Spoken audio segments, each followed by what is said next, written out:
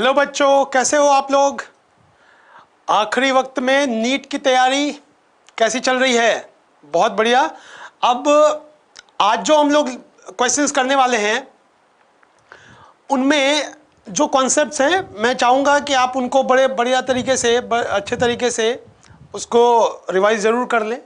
Questions भले ही कम होंगे लेकिन जो भी क्वेश्चंस में कॉन्सेप्ट्स हैं उन कॉन्सेप्ट्स को आप बढ़िया तरीके से रिवाइज कर सकते हैं।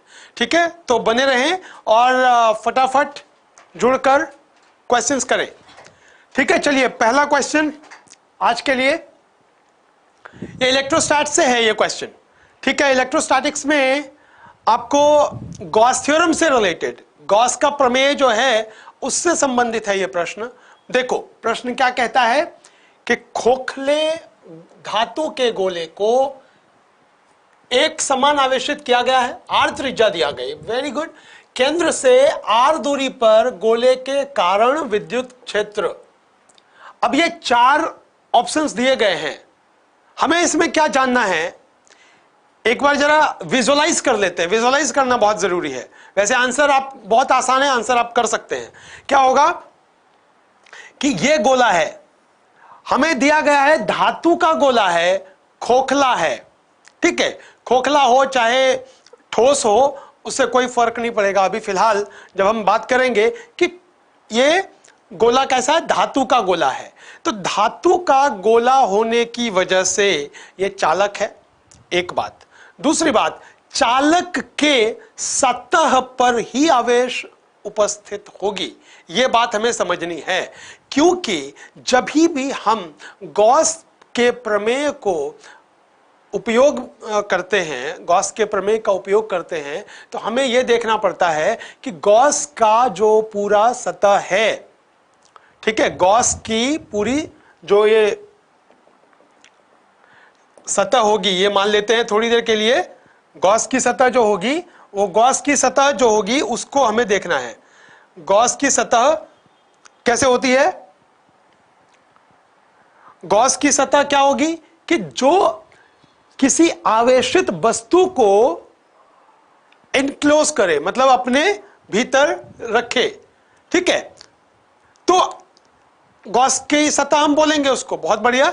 अब यहां पर गॉस की सतह की त्रिज्या जो लेकर चल रहे हैं, ये अगर त्रिज्या आर है और ये धातु जिसकी बात हम कर रहे हैं, ये धातु की त्रिज्या कैपिटल आर है, ये बड़ा आर और ये छोटा आर, ऐसा अगर हो तो हम यहां पर क्या देख रहे हैं कि ये जो सतह है, ये सतह गॉस की सतह है, ये बाहर, ये पूरे गोले को इसने अपने अंदर समाहित कर लिया। इस परिस्थिति में क्या होगा? इस परिस्थिति में जो विद्युत क्षेत्र होगा, वो विद्युत क्षेत्र क्या होगा? ऐसा होगा। मतलब आर के बढ़ने पर, बाहर की बात हो रही है, ये यहां पर ये जो परिस्थिति है ये तब है जब ये परिस्थिति है। कहने का मतलब ये जो दूरी है, ये आर जो है, आर ये दूरी की बात कर रहे हैं। ठीक है, तो आर दूरी को अगर हमने इस गोले के त्रिज्या से बड़ी रखी है तो विद्युत क्षेत्र जो होगा वो विद्युत क्षेत्र इस तरह से घटेगा।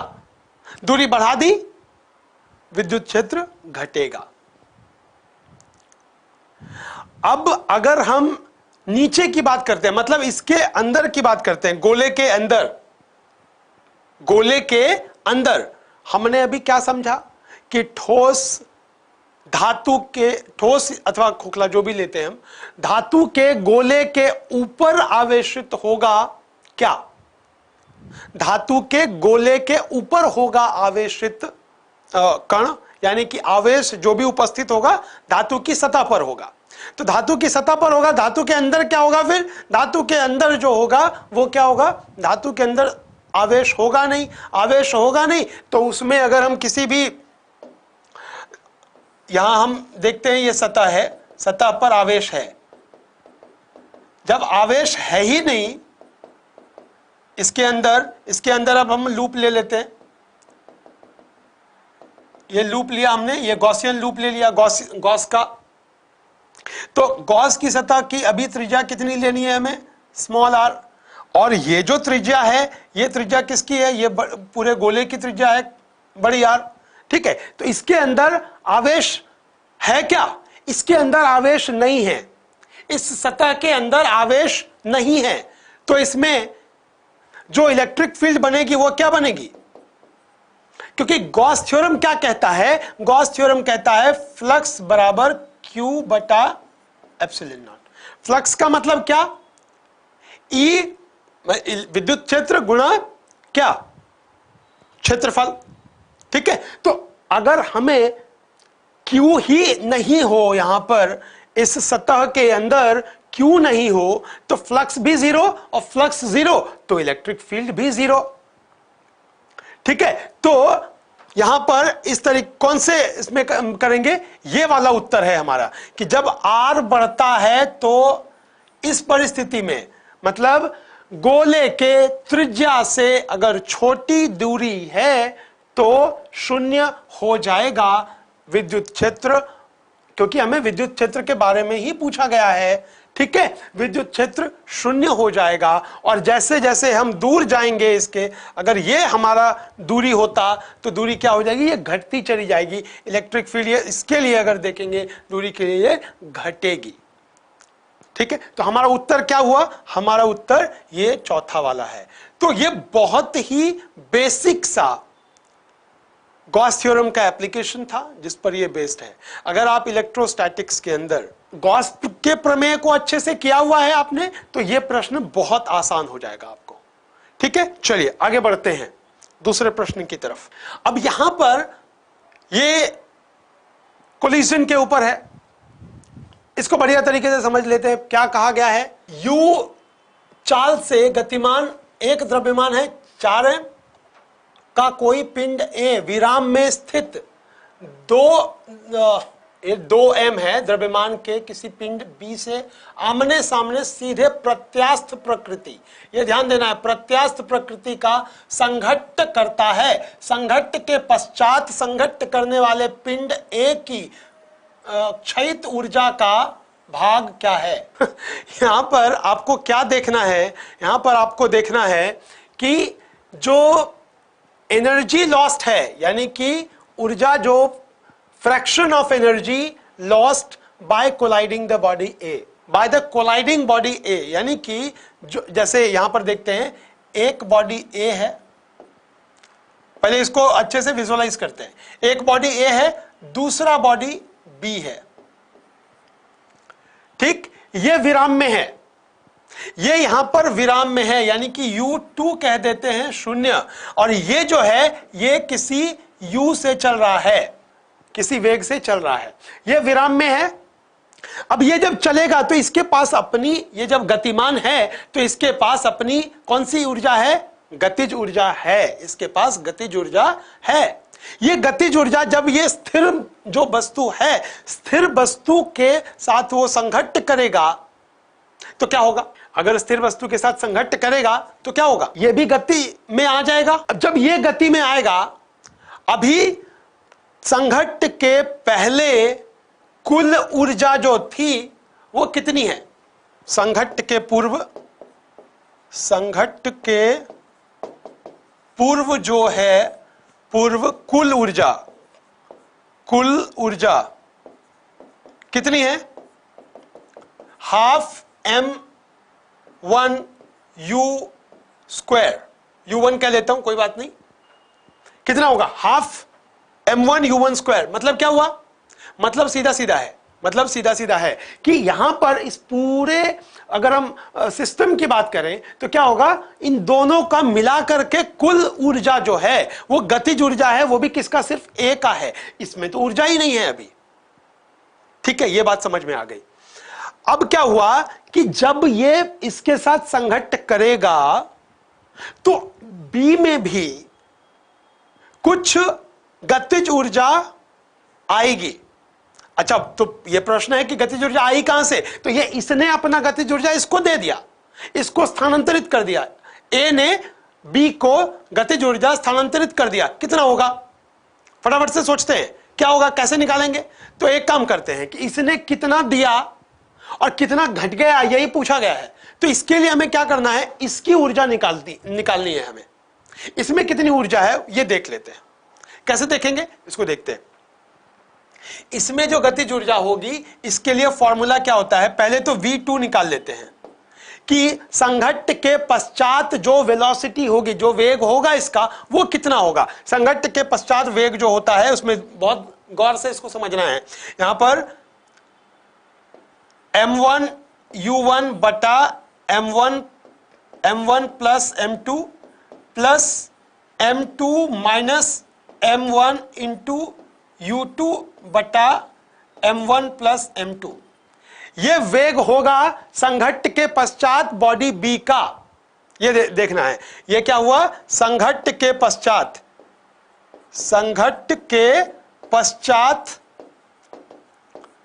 B का वेग, ये निकाला हमने। अब यहां पर क्या है, एक कमाल की बात समझनी है कि u2 तो शून्य है, इसका मतलब ये हुआ कि ये वाला पूरा हो गया शून्य, यानी कि ये खत्म। तो v2 क्या हो जाएगा, v2 हो जाएगा m1 u1 बटा m1 प्लस m2।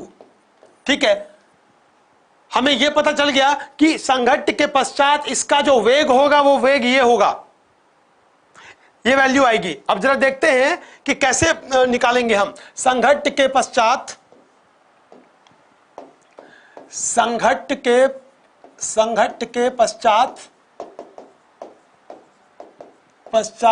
B की गतिज ऊर्जा क्या होगी, B की गतिज ऊर्जा होगी, बहुत ध्यान से समझना है। B की गतिज ऊर्जा हो जाएगी हाफ m2 v2 स्क्वायर, मतलब इसको मैं k2 लिख देता हूं। ठीक है, तो इस अभी हमने v2 क्या निकाला था, v2 हमने निकाला था m1 u1 बटा, जल्दी बताएं, m1 प्लस m2। ठीक है, ये यहां पर रखेंगे, क्या निकलेगा, हाफ m2, v2 की जगह पर इसको रखेंगे m1 u1 बटा m1 प्लस m2 और इसका स्क्वायर। ठीक है, ये बहुत दिक्कत नहीं है इसमें। अच्छा, अब हम क्या करेंगे, हाफ m1 u1 स्क्वायर ये बाहर ले लिया और यहां पर क्या लिखेंगे, m1 m2 हो जाएगा बटा m1 प्लस m2 इसका होल स्क्वायर। यही करना है हमें। ठीक है, अब देख पा रहे हो मैंने क्या किया, इसी को रीअरेंज कर दिया, दूसरे तरीके से लिख दिया, ये k2 हो गया, ये ध्यान में रखना है। अब जो फ्रैक्शन जो बोला गया है, हमें प्रश्न में क्या दिया गया है, हमें प्रश्न में यह दिया गया है, अच्छा यहां संघट्ट के पूर्व कुल ऊर्जा जो थी, यानी कि यह k1 ही था। k1 क्या था, half m1 u1 square. u1 क्या है, u है, वो देख लेंगे हम लोग, वैल्यू पुट कर देंगे। m1 और m2 की वैल्यू दी हुई है, वो हम बाद में इसको लिखेंगे। अब इसके बाद क्या करना है हमें, इस पर गौर करते हैं। हमें निकालना है एक, हम ले लेंगे कुछ इस तरह से, k2 बटा भाग जो है k2 बटा, हम क्या ले रहे हैं, हम k1 का कितना भाग के गया, मतलब कहने का यह हुआ कि बॉडी A का जो गतिज ऊर्जा है, बॉडी A की जो गतिज ऊर्जा है उसका कितना भाग B के गतिज ऊर्जा में परिवर्तित हुआ है, पहले यह पता लगा लेते हैं। ठीक है, अब देखिए क्या करेंगे, इसमें हम पहले इसको, हमें निकालना क्या है, यह ध्यान में रखना, हमें निकालना है k1 माइनस k2 बटा k1। एक्चुअल में क्या हुआ कि हमें यह निकालना है कि A का कितना, पहले तो यह निकालना है कि इसमें कितना हो गया, इसमें गतिज ऊर्जा कितनी आई। ठीक, इसमें गतिज ऊर्जा कितनी आई, पहला जो हमारा कदम है वो ये है। दूसरे कदम में हमें यह देखना है कि A का गतिज ऊर्जा और B के गतिज ऊर्जा का अंतर क्या है, तो वही तो बचा हुआ होगा ना, इसमें जो क्षय हो गया वो कितना हुआ, इसका क्षय कितना हुआ, इसका क्षय हुआ इतना, जिस ये वाला जो इसमें बनेगा इसकी जो गतिज ऊर्जा होगी उतना ही घट गया। मान लेते हैं, अभी क्या करते हैं समझने के लिए हम ऐसा समझ लेते हैं कि इसकी गतिज ऊर्जा 100 जूल है और इसकी गतिज ऊर्जा कितनी है, इसकी गतिज ऊर्जा आ गई अब 40 जूल। तो इसमें क्षय कितना हो गया इसका, मतलब पहले 100 जूल था, 100 जूल में से 40 जूल अगर घटा देंगे तो कितना होगा 40 जूल घटा दिया, तो जो 60 जूल बचा वही 60 जूल इसका क्षयित भाग है। लेकिन ये 60 जूल है इसका, ये हमने निकाला कितने में 60 जूल, 100 में से 60 जूल। तो यही पूछा गया है, एक ही क्षयित ऊर्जा का भाग कितना है। ठीक है, ये बहुत आसानी से समझ में आ गया। अब हम करते हैं इसको सबसे पहले हम क्या करेंगे, K2 हम निकाल लेंगे। K2 हमने निकालना है। K2 हमारा क्या आया था, K2 हमारा जो आया था उसको हमें निकालना पड़ेगा। ठीक है, अब हम क्या करेंगे, K2 निकालने के लिए, K2 तो हमने निकाल लिया है, उसमें देखेंगे तो जब हम उसको हल करेंगे तो आसानी से निकल जाएगा। बाद में हम फॉर्मूला सब्स्टिट्यूट, जो डेटा दिया हुआ है वो डेटा सब्स्टिट्यूट करेंगे। तो K1 माइनस K2 क्या होगा एक बार देख लेते हैं। Half M1 U1 square minus half M1 U1 square, और इधर क्या था हमारा M1 M2 bye M1 plus M2 का होल स्क्वायर। यही है हमारे पास K2 हमारे पास ये है। इस पूरे को देख लेते हैं। और K1 क्या था, K1 ये था, K1 अगर हम देखेंगे K1 था हमारे पास हाफ M1 U1 स्क्वायर, ये दिया हुआ है। हमें क्षय कितना हुआ वो देखना है। पहले कितना था 100 जूल, मोटे तौर पर, हम अभी कैलकुलेट नहीं किया हमने, हमें एक समझने के लिए हमने लिया कि 100 जूल पहले था इसका ए का, अब इसका जो है वो 40 जूल है, उसको घटा दिया हमने, तो वही क्षय होगा, वो देख लिया हमने। तो क्या होगा, ये क्षय निकालेंगे हम, क्या निकलेगा, हाफ M1 U1 स्क्वायर, ये बाहर ले लिया, 1 माइनस M1 M2 बटा M1 प्लस M2 का होल स्क्वायर। ठीक है, पहले इसी को हम निकाल लेते हैं। अब यहीं पर हम फॉर्मूला सारे पुट कर देंगे, M1 और U1 का स्क्वायर ये करके इसके बाद फिर इसको हम सॉल्व कर लेंगे। इसके बाद से फिर क्या करेंगे, इसके बाद हमारे पास उत्तर आ जाएगा। अब हम देखते हैं क्या है, क्या दिया हुआ है कि U1 है U और M1 है 4M और ये 2M, यही दिया हुआ है।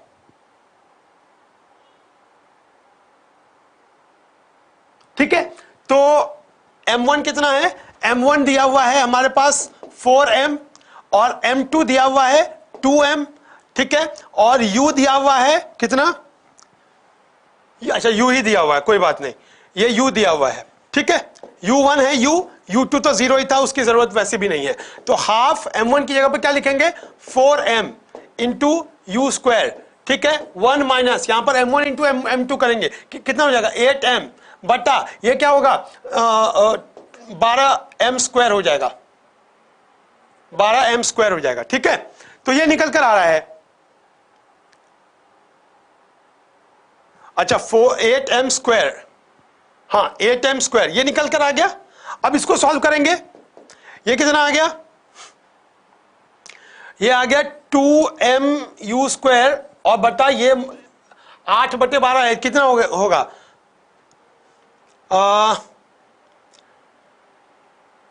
बताओ भाई, 2/3। सो 2/3 मतलब क्या हुआ, 1/3 हो गया सीधा सीधा।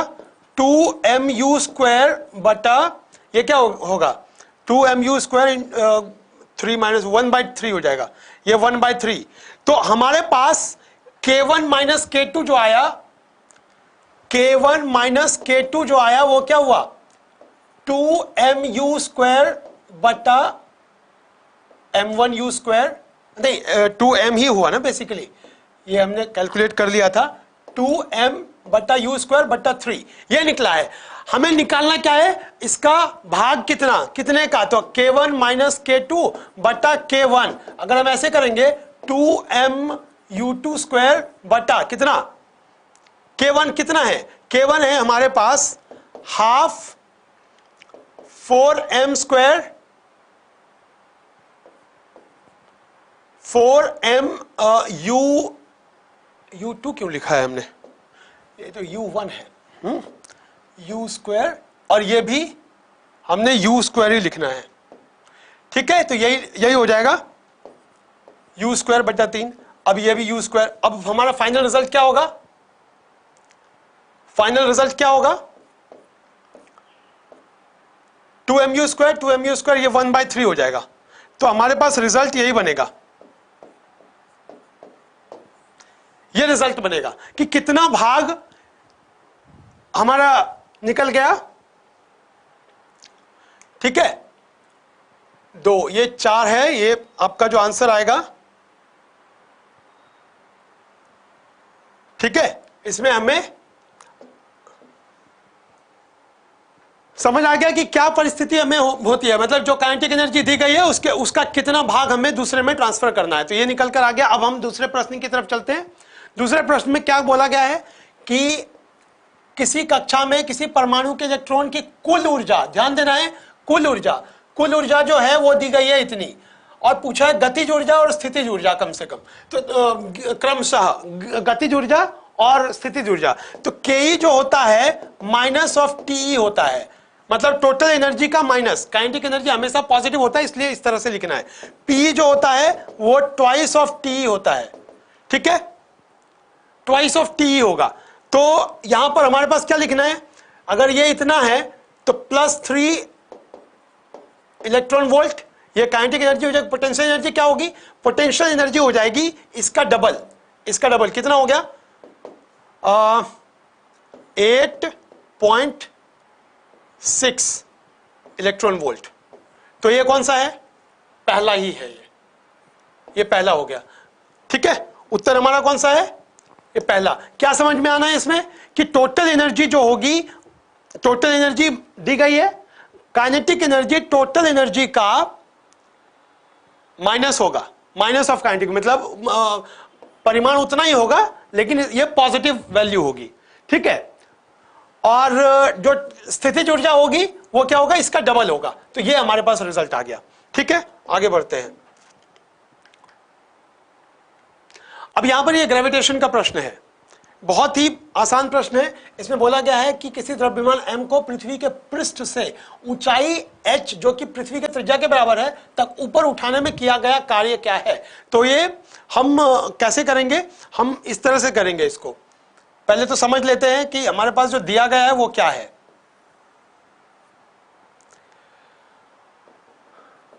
ये पृथ्वी की सतह पर है, यानी कि ये कितनी दूरी है?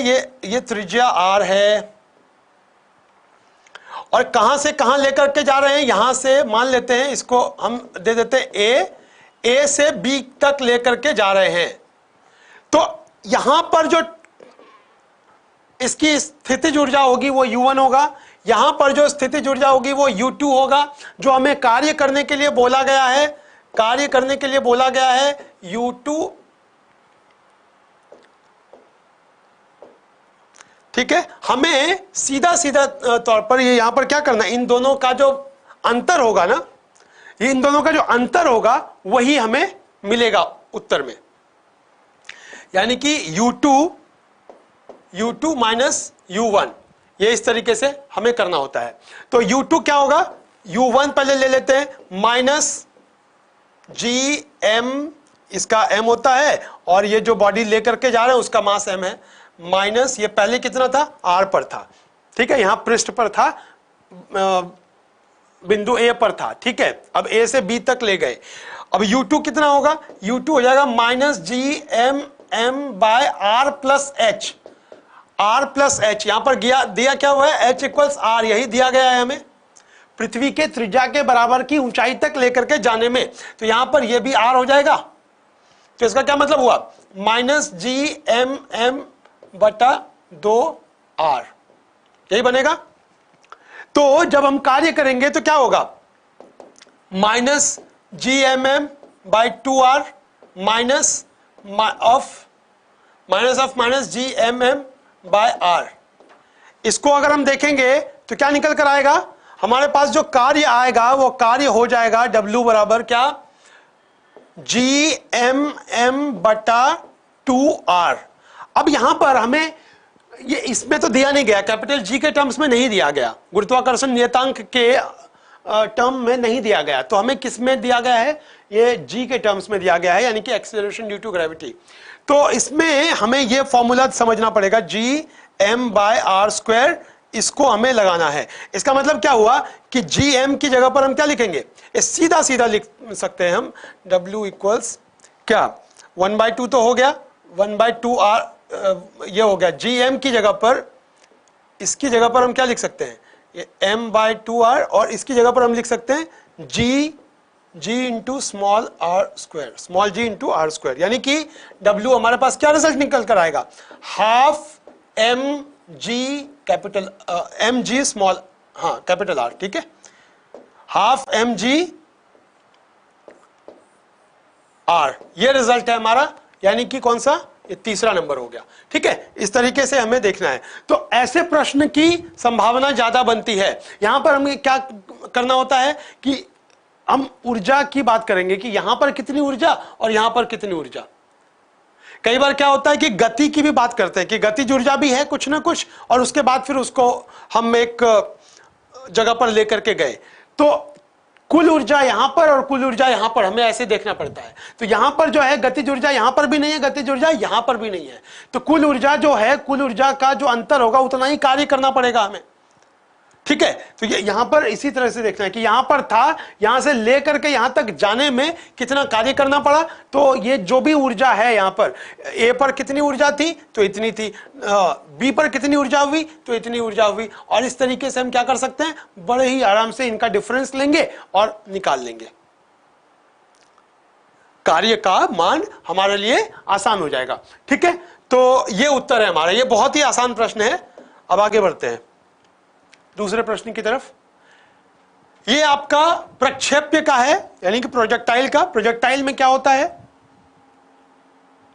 प्रोजेक्टाइल में क्या दिया गया है, यहां पर कुछ इस तरह से दिया गया है कि क्षैतिज से 60 डिग्री के कोण पर रखे किसी लंबे चिकने आणत तल की तली से किसी पिंड पर शॉट लगाया जाता है, तो वह तल के अनुदिश x1 दूरी चल सकता है। ठीक है, परंतु जब झुकाव को घटाकर इतना कर दिया गया तो इस पिंड पर समान वेग से शॉट लगाया जाता है, तब वह x2 दूरी पर चल सकता है। मतलब बहुत ही आसान बात हमें यह समझनी है कि इसमें हमें रेंज की बात करनी है। एक ये ले लेते हैं हम यहां पर x1, यानी कि अगर ये ऐसे 60 डिग्री पर फेंका गया, ये u है, तो x1 कितना होगा,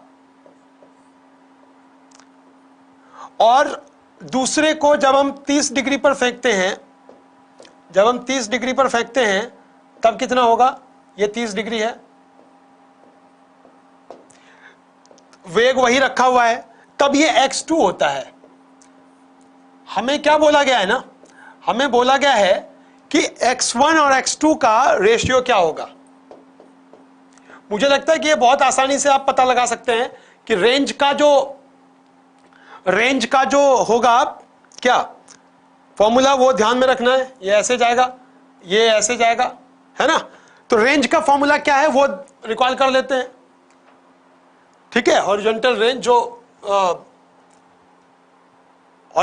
जो होगा वो क्या होगा, देखते हैं। x1 इक्वल्स यहां पर ले लेते हैं, क्या होगा, 2u² sine theta into cos theta बटा 2 बटा जी, 2 नहीं बटा जी। ठीक है, तो ये होता है। अब यहां पर हमें क्या करना है, थीटा इस केस में कितना है, 60 डिग्री, तो ये काम करेंगे हम। अब रेशियो ले सकते हैं तो सीधा ही हम कर सकते हैं, x1 बटा x2 अगर करेंगे, ये नीचे वाला तो खत्म ही हो जाएगा, और ये 2u² ये भी खत्म हो जाएगा। तो यहां पर सीधा सीधा क्या करना है, हमें साइन 60 डिग्री और cos 60 डिग्री, या तो फिर दूसरा एक और तरीका है कि यहां पर सीधे सीधे तौर पर हम इसको क्या कहते हैं, इसको कहते हैं u² sign twice of theta बटा जी, ये भी कर सकते हैं। इससे थोड़ा सा आसान हो जाएगा, कैलकुलेशन थोड़ा इजी हो जाएगा। क्या करेंगे, यहां पर हमें साइन 2 थीटा, यहां पर पहले में क्या होगा, साइन ऑफ 2 इंटू 60 डिग्री बटा कुछ नहीं, बटा इसमें क्या होगा, ये x2 के लिए क्या हो जाएगा, साइन ऑफ 2 इंटू 30 डिग्री। ठीक है, तो ये देखना है साइन 20 डिग्री, साइन 120 डिग्री की वैल्यू क्या होगी, साइन 120 डिग्री की वैल्यू होती है cos 30 डिग्री के बराबर, ठीक है, प्लस में cos 30 डिग्री के बराबर, तो ये cos 30 डिग्री लिख लेते हैं यहां पर, और नीचे क्या होगा, तो बिल्कुल आसान हो जाएगा, ये x1 बटा x2 क्या होगा, क्योंकि बाकी सारे कैंसिल हो जाएंगे, सिर्फ इसी पर देखना है। तो साइन यहां पर cos 30 डिग्री कितना होता है कि साइन 120 डिग्री की वैल्यू जो होगी वो हमें देखना है, साइन 120 डिग्री की वैल्यू cos 30 डिग्री के इक्वल होगी। तो cos 30 डिग्री क्या हो जाएगा, हम लिख लेते हैं इसको, cos 30 डिग्री की वैल्यू हो जाएगी √3/2 बटा, इसको देखेंगे साइन 60 डिग्री की वैल्यू क्या होगी, क्या निकल कर आया,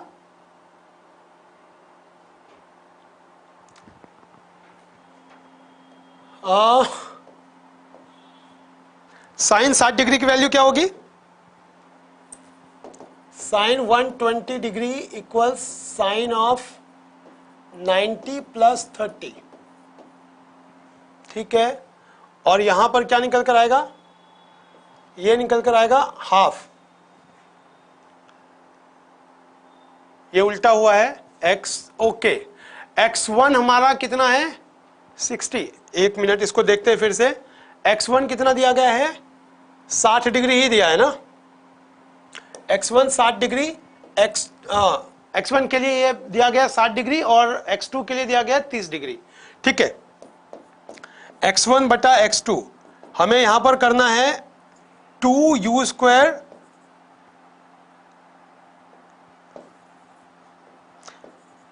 साइन 2θ बटा g u², ठीक है, u² साइन, ये θ1 कर देता हूं, साइन 2θ2 बटा g, ऐसे करना पड़ेगा हमें, सीधे तौर पर हम कर सकते हैं, ठीक है। तो क्या होगा, समान वेग से ही दिया गया है तो ये तो कैंसिल हो जाएगा, ये और ये कैंसिल कर देते हैं, तो साइन 2θ1 बटा साइन 2θ2, θ1 हमारा है साइन, तो ये क्या हो जाएगा x1 बटा x2 साइन 120 डिग्री बटा यहां पर साइन 60 डिग्री, साइन 60 डिग्री, ठीक है, तो ये कितना हो जाएगा, ये हो जाएगा 1/√3 के इक्वल, ये 1/√3 के इक्वल हो जाएगा, ठीक है, तो ये रिजल्ट है हमारा। अब अगले सेशन में हम लोग कुछ और क्वेश्चंस भी करेंगे, ठीक है, अभी आज के लिए इतना ही, तब तक जो भी आप कर सकते हैं, मैंने पहले भी बोला है, सूत्र जितने भी हैं सभी सूत्रों को अच्छे से अभ्यास कर लें, और उसके बाद अगले सेशन में जो हम करेंगे और भी बहुत सारे दूसरे क्वेश्चंस को लेंगे, दूसरे साल के क्वेश्चंस को भी, 2018 और 2019 के कुछ अभी क्वेश्चंस और बचे हुए हैं, उनको कर लेंगे, ठीक है। बहुत बहुत धन्यवाद, आप लोग बढ़िया तरीके से अभ्यास करें ताकि अच्छा स्कोर कर पाएं।